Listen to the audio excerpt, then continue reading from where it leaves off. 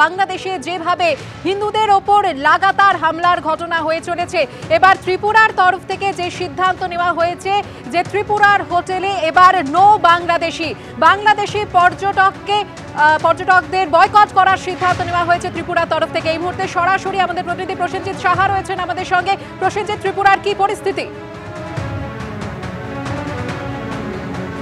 ঠিক একেবারে বাংলাদেশের যা অবস্থা সংখ্যালঘু এবং হিন্দুদের উপর হচ্ছে, এবং এই মুহূর্তে ভারত বিদ্বেষী যে প্রোপাগান্ডা চলছে বাংলাদেশের ভেতর, এই পরিস্থিতিকে কেন্দ্র করে তারা এক জরুরি বৈঠকে মিলিত হয় all Tripura hotels and restaurants owners অ্যাসোসিয়েশনের সদস্যরা।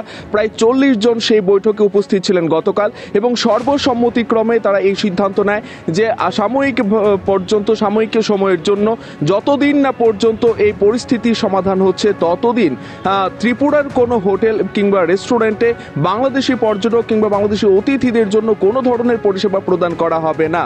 এবং আজ দুপুরের পর থেকেই তারা স্টিকারিং করতে শুরু করবে। প্রত্যেকটা হোটেলের সামনে এই ধরনের একটি নোটিশ তারা লাগাবেন, যেখানে লেখা থাকবে যে বাংলাদেশি পর্যটকদের জন্য ত্রিপুরার কোনো হোটেল কিংবা রেস্টুরেন্ট এখন আর বরাদ্দ করা থাকবে না। ধন্যবাদ প্রসেনজিৎ।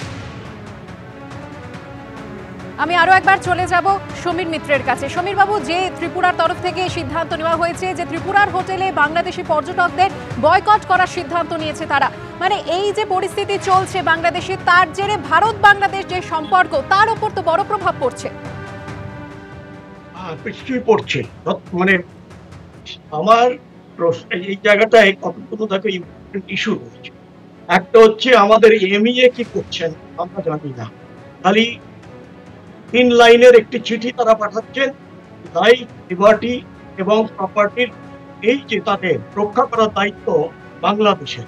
কিন্তু যখন দেখতে পাচ্ছি তার এই রিমার্ক কিংবা যাই দিয়ে থাকে তার উপরে কেউ আমল করছে না, সুতরাং সেই জায়গাটায় ভারতবর্ষ তার একটা দায়িত্ব অনেকটা বেড়ে যাচ্ছে। শুধু এইখানে নয়, খালি চিঠি লেখায় হবে না। আমার হচ্ছে যে কি এমন হয়ে পড়তো যে আজকে নেপাল পর্যন্ত আমাদের পাশে নেই, আজকে আমাদের পাশে শ্রীলঙ্কা নেই, আমাদের পাশে ভুটান চুপচাপ রয়েছে। এখনো পর্যন্ত কোন আমাদের প্রতিবেশী রাষ্ট্র তারা কিন্তু কেউ কোনো প্রতিবাদ করেনি যে ভারতীয় অত্যাচার চলছে ওখানকার হিন্দুদের উপরে।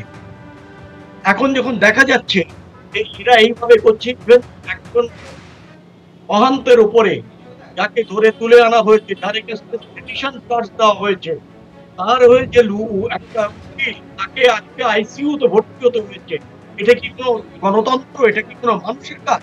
আজকে সেই জিনিসগুলো যদি আমাদের দেখতে হয়, এত বড় আমরা রাষ্ট্র, আমরা প্রশ্নটা আবার আমি মনে হচ্ছে যে আমরা ওদের সঙ্গে স্বাধীনতা 71 এনে দিয়েছিলাম, এটা ভুল হয়েছিল, এতদিন পরে আমি সেই যুদ্ধে অংশ নিয়ে আজকে কেন এইভাবে আমাদের মানুষ মানে আমাদের মানবাধিকার কোথায়, ইউনাইটেড নেশন কোথায়, তারা কেন এর উপরে করছেন না? কেননা যেহেতু হিন্দু বাঙাল, সেই জন্য কি তাদের মার খেতে হবে না? আমরা এটা সহ্য করতে পারি?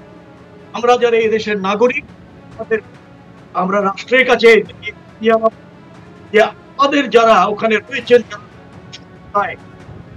তাদের যেন কোন রকম এই অত্যাচার না হয়।